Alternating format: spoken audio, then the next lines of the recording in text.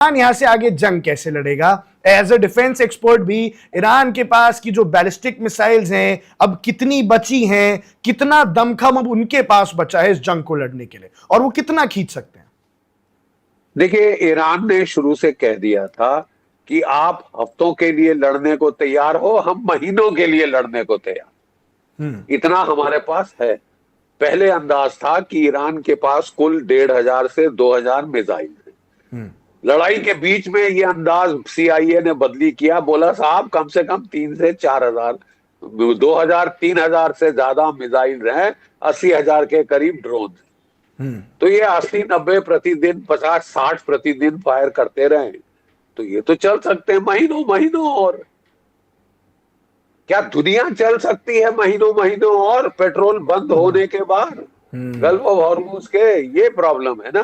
क्या अमेरिका की इकोनॉमी कितनी देर चल सकती है अगर ये ओवरऑल ऑयल की प्राइसेस चढ़ गई फिर से? तो यही तो अमेरिका के CEOs ऑयल कंपनीज के डोनाल्ड ट्रंप को समझा रहे थे, और पहली बार उसको समझ आई कि मैंने क्या बेवकूफी करी है। I have to shut it down.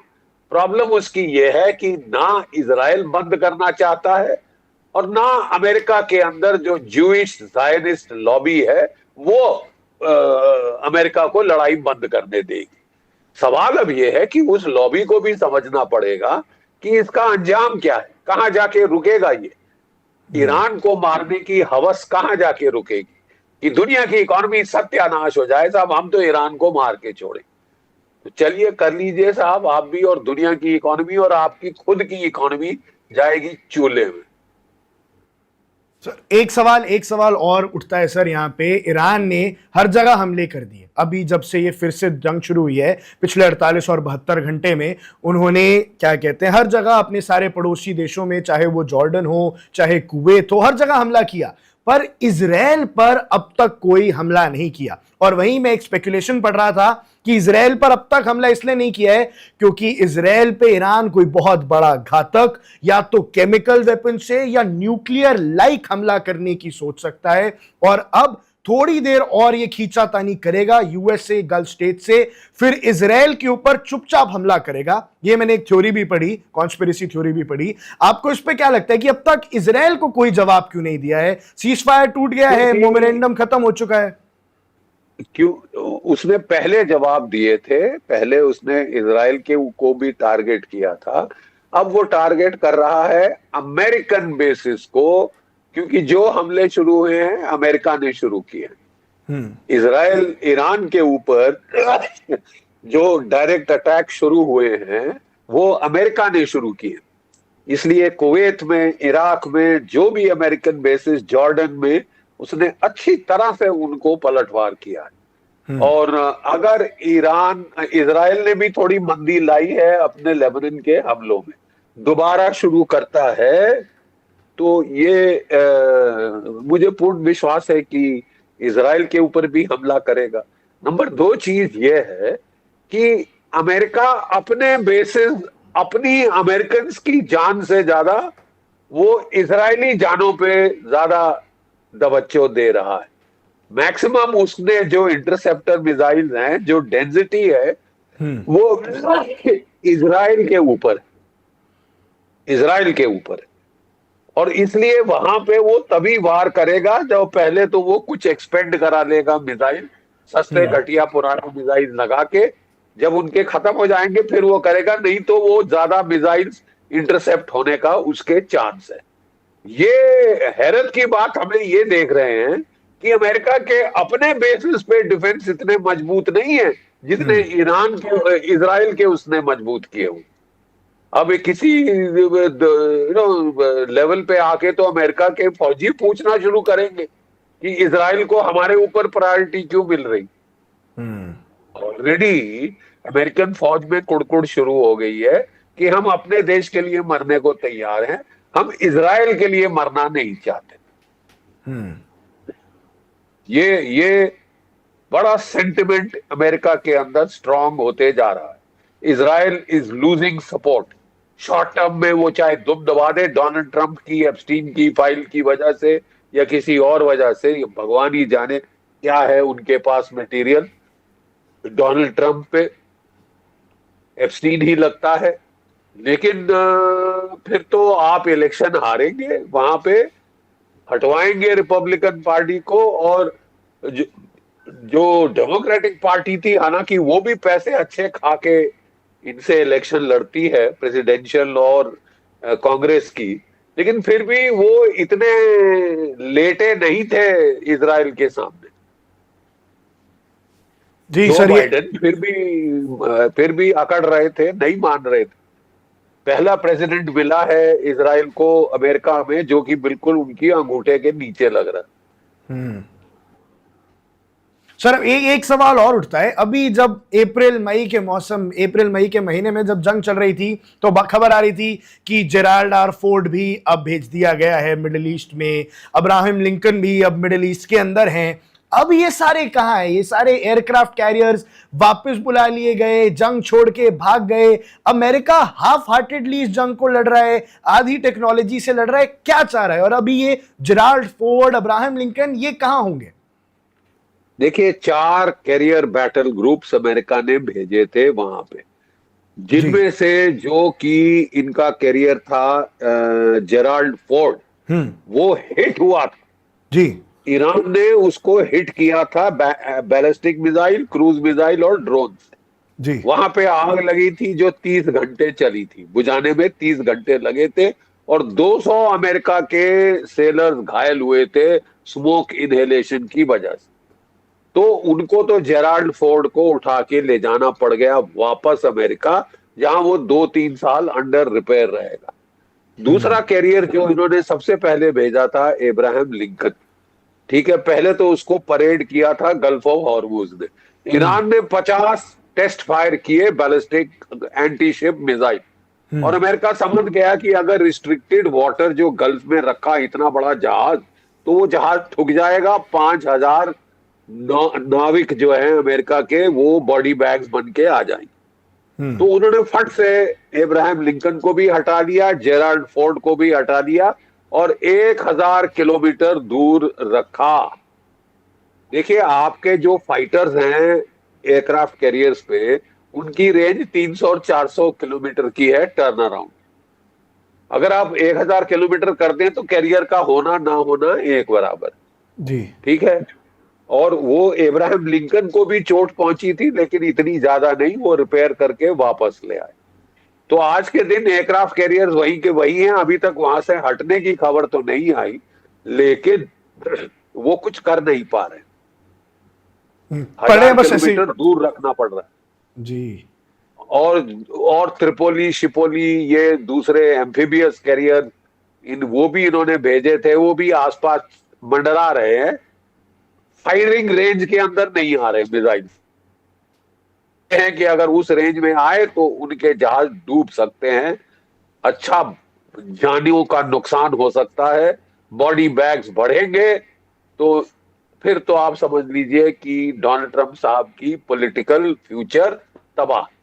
जी, काफी प्रेशर पड़ रहा है, काफी तबाह होने की खबरें भी हैं। लेकिन सर, अभी हाल ही में एक ब्रेकिंग खबर आई थी बिल्कुल हमारी कॉन्वर्सेशन से थोड़ी देर पहले, कि हूती रिबेल्स ने एक प्लेन पर कब्जा कर लिया था। अब हिजबुल्ला और हूतीज, इनका सपोर्ट लेके ईरान क्या कुछ नई टैक्टिक लगाएगा? क्योंकि एसिमेट्रिक वॉरफेयर के लिए आईआरजीसी जाना जाता है, और अब यहां से बैकफुट पे धकेलने के लिए, होर्मुज का हम फैक्ट समझ गए, लेकिन यूएस और इजराइल को बैकफुट पे धकेलने के लिए, जंग के मैदान में पीछे धकेलने के लिए, क्या अब हूतीस का और हिजबुल्लाह का इस्तेमाल होना शुरू हो जाएगा और हर तरफ तबाही देखने को मिलेगी? देखिए, ये बोलते हैं ना कि पागल लोगों के हाथ में, बंदरों के हाथ में उस तरह दे दो तो नुकसान ही नुकसान होगा। ठीक है। अब यहां इतनी ताकत अमेरिका के हाथ में दे दी है, और उनका सरगना अगर एक इंसान हो जिसकी दिमागी हालात के ऊपर सवालिया निशान है, फिर तो दुनिया का नुकसान होगा ही। आप ईरान को ज्यादा तंग करेंगे, छेड़ेंगे, उसका अगला मूव क्या होगा? हouthis को बोलो कि रेड सी भी बंद कर दो। 22% रोक दिया हॉर्मुज से, 15% रोक दो ये रेड सी से, बाबल मंदेब स्ट्रेट से, और कर दो दुनिया की तबाही पूर्ण रूप से स्वाहा। कर लो जो करना है। और ये भी लगे हैं कि साहब मैं करा कर ही छोड़ूंगा। क्या हासिल होगा आपको? दुनिया की इकोनॉमी तबाह करके आपको क्या श्रेय मिलेगा? आपकी खुद की इकोनॉमी भी मार खाएगी। ठीक है। और मुझे समझ नहीं आ रहा कि ये सिंपल मैथमेटिक्स, लगा था कि डोनाल्ड ट्रंप साहब को समझ आ गया है, समझ आ भी गया था, तभी उन्होंने एमओयू साइन कर दिया। जहां एमओयू साइन कर दिया तो जो मागा के जो पागल लोग हैं वहां पे कुछ जो मैड, एक उसके अंदर एक मैड तबका भी है, फ्रिंज, लूनेटिक फ्रिंज, उसने बोला सरेंडर डॉक्यूमेंट साइन कर दी।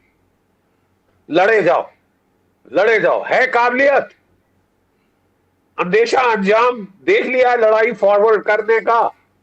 गल्फ ऑफ हॉर्मुज तो बंद है, बाबल मंदेब स्ट्रेट भी बंद करा के आप साबित क्या करना चाहते हो कि रही सही दुनिया की इकोनॉमी में अगर कुछ स्कोप था बचने का, वो भी हम खत्म कर रहे हैं। कि दुनिया की इकोनॉमी को तबाह करके डोनाल्ड ट्रंप साहब अपने आप को चंगेज खान बोलेंगे या क्या, वो खुद पे चोट पहुंचा रहे। यूरोप की इकोनॉमी की तबाही, एशिया की इकोनॉमी की तबाही, भारत की इकोनॉमी की तबाही करके तुम्हें मिलेगा क्या? जी, एक सवाल और पूछूंगा सर। जिस हिसाब से अभी डोनाल्ड ट्रंप ने खुद आके कबूल किया था कि मुझ पे असैसिनेशन का थ्रेट है, पता नहीं मैं कितने दिन और लकी रहूंगा, इसके बाद कल ही खबर आई कि ग्रैहम की डेथ हो गई, जो बहुत ही सीनियर मिनिस्टर हैं, जो बहुत ही सीनियर सेनेट मेंबर हैं और ईरान के खिलाफ हमेशा बहुत एग्रेसिव रहे हैं, वॉर को पुश करने में रहे हैं, ईरान की हिट लिस्ट में थे। हालांकि कोई औपचारिक सबूत नहीं है कि उनकी डेथ में ईरान का कोई लेना देना है, लेकिन क्या अब ट्रंप पे असैसिनेशन अटेम्प्ट हो सकते हैं और क्या ऐसी कोई खबर आ सकती है कि ट्रंप को असैसिनेट कर दिया गया? देखिए, अगर ट्रंप और इजराइल आयतुल्लाह खमैनी को असैसिनेट कर सकते हैं, 48 टॉप कमांडरों को असैसिनेट कर सकते हैं और मार उस पे भंगड़ा कर रहे हैं कि हमने मार दिया, मार दिया, मार दिया, मतलब वो ये भी नहीं कह रहे कि हमने कोई क्लैंडेस्टाइन किया है, शरेआम कह रहे हैं हमने मारा और मारेंगे, मुश्तबा को भी मारेंगे। ठीक है। तो कल अगर दूसरे आपके बर खिलाफ यही करें, उनकी टेक्निक अलग होगी, वो टेररिस्ट के थ्रू वो करेंगे। ठीक है, लोकल या कहीं और के टेररिस्ट लगा लोगों के करने की कोशिश करेंगे। इतना आसान तो नहीं है, मैं साफ कह दूं, क्योंकि यूनाइटेड स्टेट्स दो महासागरों के बीच है। मतलब उसकी जो, जैसे कहते हैं ना किले की मोट होती थी, ये तो किला है अलग से, वहां है, वहां पे जाके किसी का मारना कर पाना बहुत मुश्किल है। लेकिन ये जरूर है कि डोनाल्ड ट्रंप साहब को बड़ी सिंपैथी मिलती है। जब उनपे असैसिनेशन अटेम्प्ट हुआ था और उस वक्त वो डरे नहीं थे, साफ कहना पड़ेगा कि वो मतलब हैरत में पकड़े गए तो उनको भी समझ नहीं आया क्या, तो थोड़ी बहादुरी दिखा दी। जो जब उनको वियतनाम जाना था लड़ने के लिए, तब वो वहां से चिकन आउट हो गए थे। अरे 5 बार इन्होंने टूर ऑफ ड्यूटी वियतनाम में डॉज करी है। खुद अपना जब लड़ने का टाइम था, जब जवान थे, तब तो लड़े अड़े नहीं, तब तो भागे लड़ाई से दूर, बेशर्मी से कि मेरी तबीयत ठीक नहीं, ये ठीक नासाज है, ये वो है। अब दुनिया को धकेल रहे हैं मरने के लिए। क्या हक क्या है आपको? पागलपने में आपकी तो हद बढ़ गई है।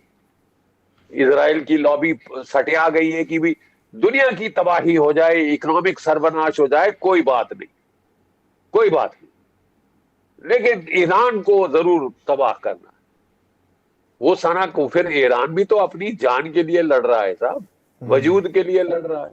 वो भी जो नुकसान कर सकता है वो करेगा, और उसको तो अच्छी चीज उसके पास है, गल्फ ऑफ हॉर्मुज, तुतड़ी पकड़ ली है उसने पूरी दुनिया की, और आपकी वजह से। उसके पहले तो नहीं कर रहा था, ये आपने मजबूर किया ना। करता क्या ना मरता, वो भी जान के लिए लड़ रहा है, वजूद के लिए लड़ रहा है। जी जी सर, ट्रंप का भी खतरा दिख ही रहा है। लेकिन सर, जाते जाते एक आखिरी सवाल कि ये जंग भाई अब कहां जा रही है, किस तरफ जा रही है, तीनों के पर्सपेक्टिव से समझना चाहूंगा। यूएस के पर्सपेक्टिव से, ईरान के पर्सपेक्टिव से और इजराइल के पर्सपेक्टिव से। अब इन तीनों के पर्सपेक्टिव से what is the next step for this week, क्योंकि अब ये जंग पूरे तरीके से एस्केलेट हो चुकी है, जैसा कि आपने हमारा अंदाज था कि इतनी अकल है डोनाल्ड ट्रंप को कि वो समझते हैं कि दुनिया की इकोनॉमिक तबाही हो रही है, तो वो जंग को ज्यादा नहीं बढ़ाएंगे, छुटपुट बढ़ा देंगे, फिर टॉक्स पे आ जाएंगे। लेकिन साहब जो विश्व साइकिल शुरू हो गया है, ये तो आउट ऑफ कंट्रोल जाते लग रहा है मुझे, और अगर इसको जल्दी नहीं रोका गया तो दुनिया की तबाही निश्चित है। आप थर्ड वर्ल्ड वॉर के खाई में झांक रहे हैं।